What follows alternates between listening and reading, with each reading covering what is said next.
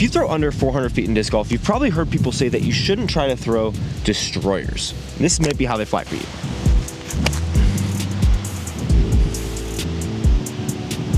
As you can see, we got a little wind today. Also changed from a destroyer to a flatter emperor because Innova likely heard that as well.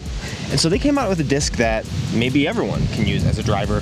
The new Innova Racer, 12.6 -1.2. And this, with that same power on that same amount of hyzer, is how this will fly.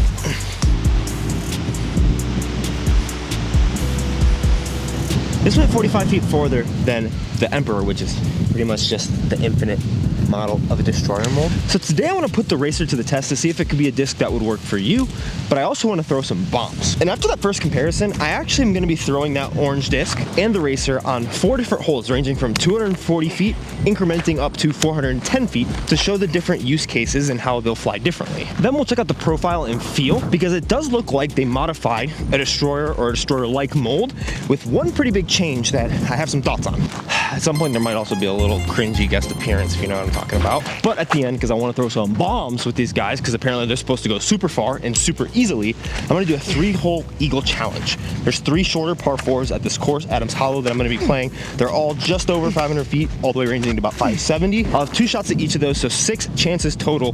The Racer versus my own bomber driver of choice. If I can't get a single eagle out of any of those 6 chances with the Racer, it's going to go into my 50K giveaway box. So subscribe, because at 50K we'll be doing a big giveaway with a bunch of stuff that I lose challenges for throughout the next, hopefully not too long, but probably months. So let's first check it out on a nice little shorty. Test case 1. Thought it was 240, it's 232. I'm gonna try forehands and backhands on most of these holes. For reference, we are at Denver, which is 5,200-ish feet of elevation. There's also maybe about 15 to 20 miles an hour of a headwind blowing in my face right now, so that's a little unfortunate. I looked at this compared to these destroyers. This one, actual destroyer, Ricky Wysocki version. This is in my bag for a while, so it's a little beat in. I don't have any new destroyers because I used them all, but this is a pretty new Emperor. I only had it in the bag for a couple tournaments. One of those was Waco, where I ended up beating Gannon and Isaac in a practice round, so I had Gannon draw on this disc. About the only thing I've ever beat Gannon in, and probably because he didn't care that much, but I'll leave that linked at the end of this video if you want to check it out. We'll throw this Emperor first. Remember, these are, from what I understand, the same mold, even though you should buy Emperors because it's a way cooler name, and they're on infinite. At 230, we'll probably have to give this a decent amount of flex. I would typically just throw like a straight hyzer, but I'm trying to land them close to the basket as if this was the distance that you're trying to reach with these discs. A little flex, and then the biggest difference I think is gonna be in that finish. Luckily I hit a tree on that, but I still have to flex it into that headwind. Wow, same exact spot on the tree.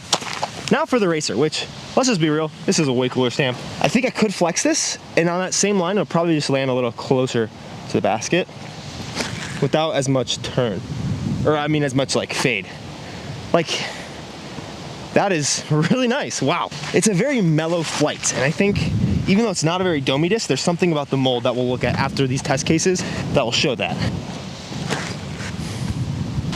Almost forgot, but glad I didn't. Here's how to fly on forehand. Honestly gonna throw it at that tree trunk, slight hyzer to flat.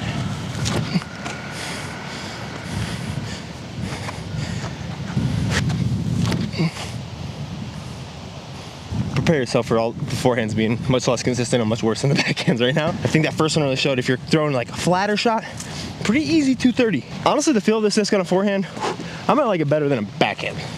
So as these distances ramp up a little bit and I'm not trying to have to throw touch forehands with drivers, I think I'll be able to show the difference a little better. That being said, both of these are pretty much pin high. One's just behind a tree and the other one's 15 feet. Now the walk and talk for the backhands. Similar and hyzers. I can honestly probably throw that flatter. Even into that headwind it held up. So if your max distance is around 250 or so, this might be a driver that can be worked in for you. But at that point, unless you're throwing 300 plus, a lot of people will advise you to not throw distance drivers, anything over like a 9-speed.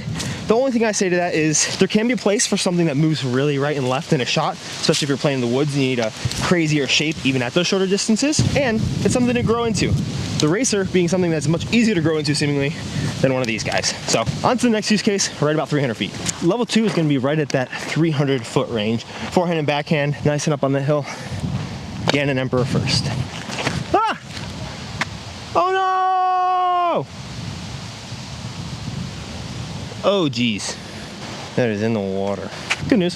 This video is sponsored by Vessi, makers of my favorite disc golf shoes right now that are 100% waterproof, even though they're knit. My socks aren't even getting wet.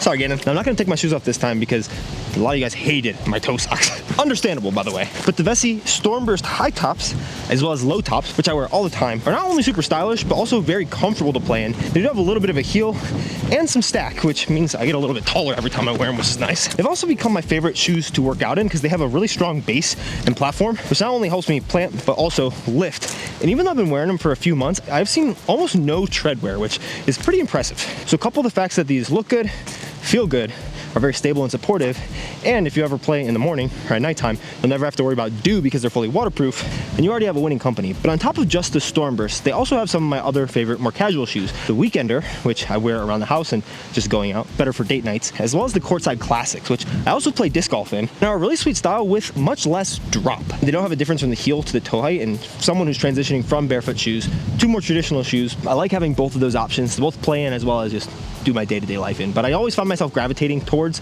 the Stormburst because even though they fit very snugly around your foot, because they're a nice knit, they're very easy to slip on and off. So I just found myself taking them out and wearing them everywhere. If you want to be able to shank into whatever lie possible and still keep your socks dry whenever you're playing disc golf, go ahead and go to vessi.com/Bodanza and you'll get 15% off your first order with Vessi's. Vessi.com/Bodanza.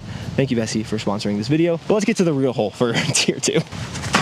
Alrighty, the real level 2. Gannon has had some time to dry off. My feet have not because they don't need it, baby. It's honestly so crazy to get in water and just like my socks should be wet, but they're not. It's very odd. That being said, 302 feet to our short position right here. So right at that 300-foot range. Slight head. We're in a little bowl, so not as windy as some of the other shots. That being said, forehand and backhand will show the difference here. And this one I'm gonna have to put some flex on. It's gonna be hard with the wind, so I'm gonna aim a little righter than you maybe should, just because it's a little head left to right.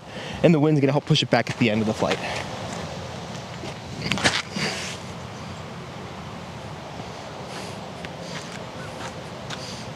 So I got a skip right up to parked, I believe. You saw a decent amount of angle out of my hand and it started fighting the whole way. If I throw that same angle with the racer, which I'm actually gonna try to do, I'm gonna have to throw it a little more at the basket because it's gonna drift a little longer and get a little more mellow fade. What I have noticed though is these don't wanna move a lot left to right. So I'm not really gonna think about throwing this way out left and drifting it that way. I'm gonna throw it pretty straight at the basket on an angle and it's gonna turn a little bit and fade a little bit. But it seems to wanna stick into a tight corridor, which is a pretty cool trajectory of a disc, and I think it has to do with something of how this mold is made.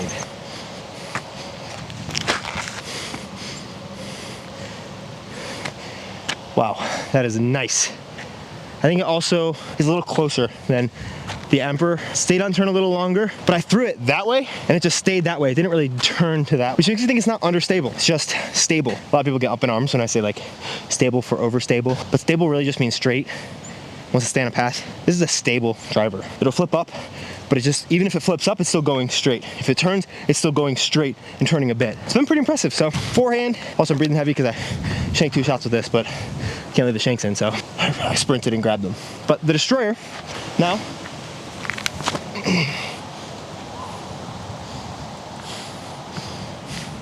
that's gonna be a little short and right. I think that with this is pretty money. And I also don't think it gets that interesting little lift. It was probably a little nose up and that helped to lift it. This one, because it's a little flatter, I think is easier to throw nose down actually. Wow, so straight. Wow. I've thrown that racer on the forehand a couple times. I like it a lot. Here's a little spread. Here's that Destroyer forehand. Both of our racers are on top of each other, about 15 feet from the basket. And the Emperor a little bit lefter and shorter. Level 3. We're actually gonna do 2 different holes here. One is going to be this one, which is basically straight headwind. The other is going to be tailwind. Is this level 2? No, it's level 3. So first off, the Emperor, you can see kind of head with a little right to left. Actually, right to left is not terrible. So we're gonna take the big hyzer with the Emperor as well as the racer, and then I'll also throw the forehand here before we get onto the tailwind hole. Yikes! It's a kite! Okay, so I needed to put that way, way righter. I think that with this might actually do better, but this is probably not really like a big hyzer disc, especially when you need to get to the ground, because it might be a little too gliding and understable. Yeah, so that flattened out. I also threw it less hard, but that's gonna be perfect, I think. Yep. Woohoo!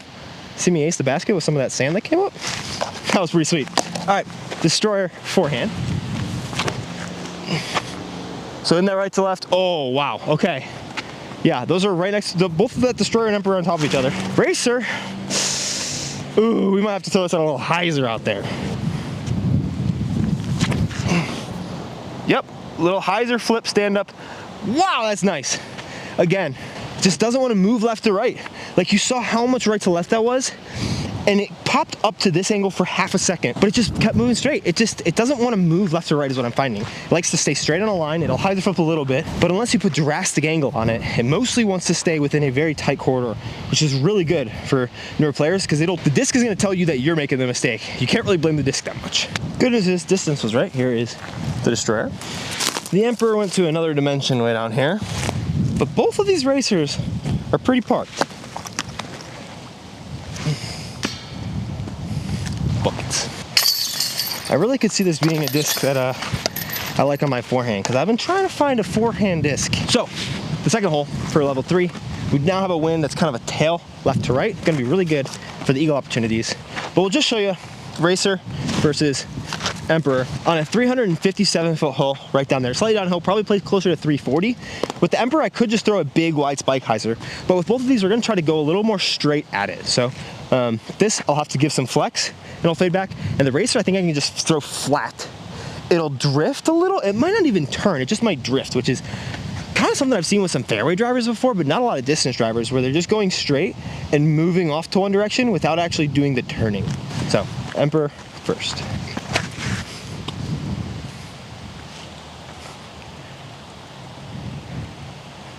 Oh, I thought I made it. Holy crap. Okay, racer next. That's exactly what it's doing. It's drifting. No way. Sorry, I got excited there. One, because I predicted something right, but that was, if you saw that, I threw it flat, flat, flat, which you know I never do.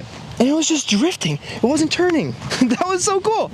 Also glad the predictive power worked. On to level 4. Real quick before we do get onto that last tier, I will say, if you're like throwing these distances, but your shot shapes with your destroyers are not looking like mine, the two differences could be spin or nose angle.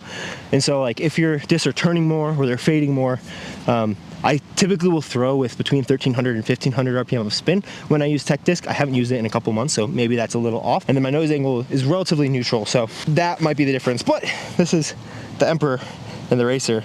So very, very similar results, and you can see how they both got there. So that was one of the best comparisons I think I could have done. Our fourth use case is 415 feet, and this one's gonna actually be really tough because we're throwing, same, like 15 miles an hour of a headwind. Wow, this one sucks. This might not even, I mean, we'll be able to see the difference when you throw them out of that 400 foot-ish of power. I'll just try to stay smooth and consistent with all of them. I'll have to probably throw this flat to flex, and then the racer I'll probably have to throw on a decent bit of hyzer. Well, look how that's moving in that headwind. Through just a flat shot. It's gonna get the distance, and it's probably not gonna get back enough. I'm very interested in its wind resistance. Here's the racer. Like, that is really nice. Get off that tree. Yeah. So that's gonna be a putt from probably the circle right down there. Also, no chance I'm even trying forehands here. It just would not be worth any of our time. My racer got here. My emperor is right over here, right in line with the basket. It did get to pin high. And I think if I would have thrown the racer a little harder, sometimes I'll baby slightly flip your disc because I don't want to burn them over.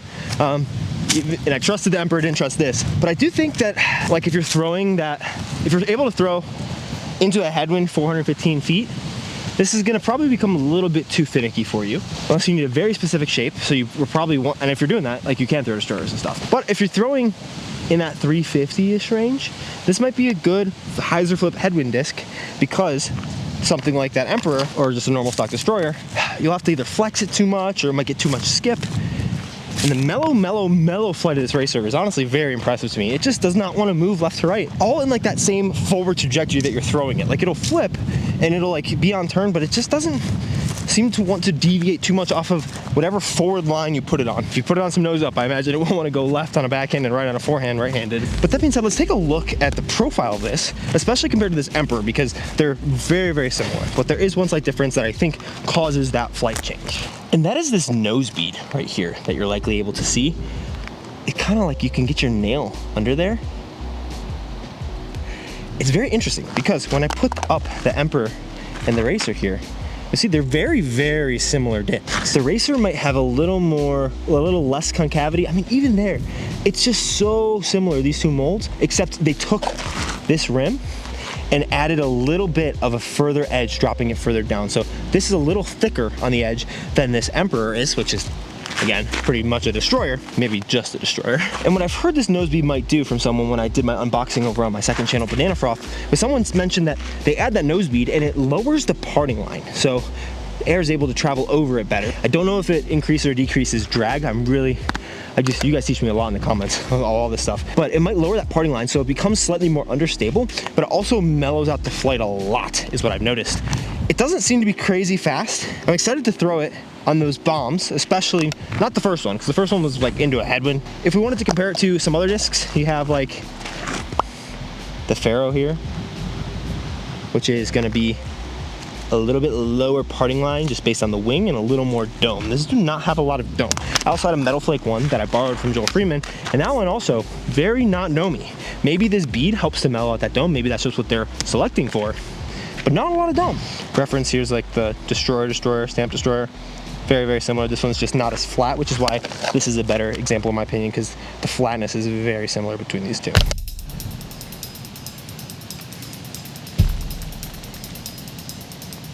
So you're gonna be able to see the basket way down there. 517, par 4. My typical play is to kind of go up this right side and throw like a little hyzer flip and give myself a circle 2 look. It's not gonna work today because the wind, not liking us. Left to right, more head than tail. Throwing this way, so it's gonna turn into a little more headwind.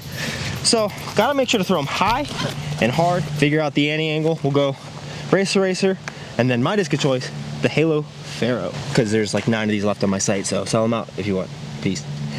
These are from my Pacific Northwest swing. The Pharaoh is a 13 speed, so maybe not quite fair. Maybe I should be throwing my Island Emperors. I think this is more accurate to like a 6-1-2-ish flight number. A little glidier, go a little farther. And that being said, Racer's up first. Under. What the heck was that? Yes. Yes. Yes. Now get stable. Go. Skip. I didn't see it skip, but that's going to be a putt. We'll try these Pharaohs, hopefully get ourselves a putt as well. See if we can get an eagle. See how much driftier that one seems to be? Go. Skip. Oh, I didn't see the skip. Okay. All right, try to throw this one bigger.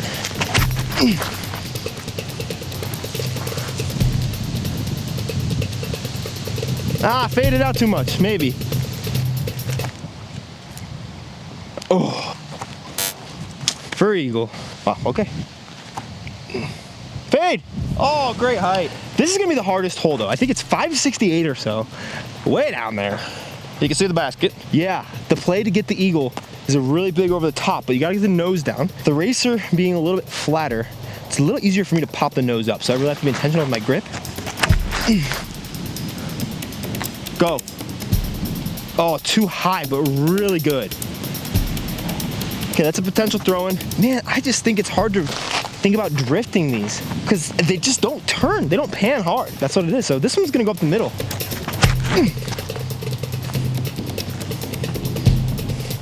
Now get a big skip. Okay, keep going. I saw a little skip. That's hard. Gross. Yes, come on. Yeah, that's the shot. Oh yeah. Oh, I think that Pharaoh actually has like a circle 2 putt. All right, I can throw this in. Then we'll see about where that second Racer got to. Oh, straight skip. Well, bad news. I saw the first skip, probably about 450, 460 down here. Saw a skip, but I think I skipped it straight into this tree. Or some sort of line. How do I even do this? I think I have to throw a tomahawk and plan for the Tommy skip.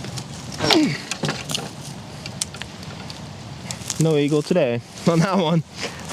It's all gonna come down to hole 18 for that Racer. Oh gosh. All right, I'm probably just outside circle 2. Tailwind. Ooh, it's gonna be tough with the low ceiling. 1, 2. By my steps, I'm literally half a step outside of circle 2. So about 70 feet away, 68 feet away. I think this has to be a throw almost. I don't have enough.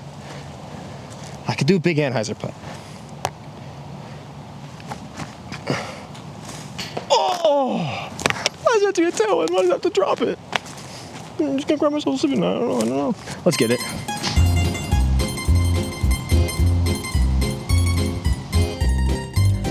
Bad news for the haters. Big Tony's back.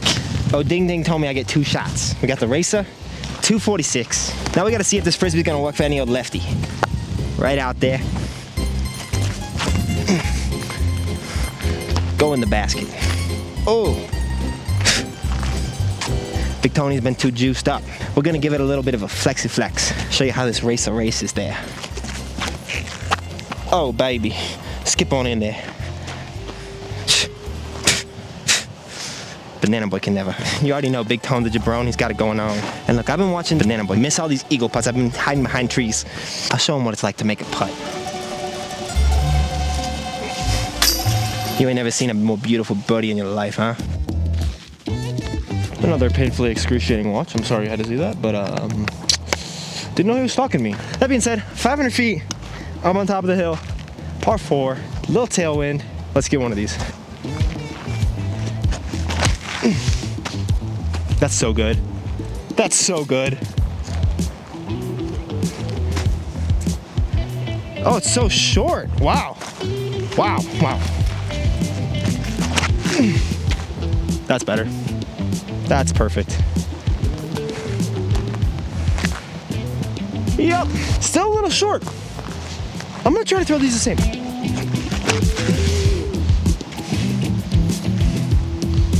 Oh, it didn't turn it enough. Okay, that's similar actually. Okay, good to realize. I just wasn't committing like a little baby. Dude, no! Wow, that's still skipping up there. Oh, I shanked it. Psych! First off and furthest away, fairway number 1.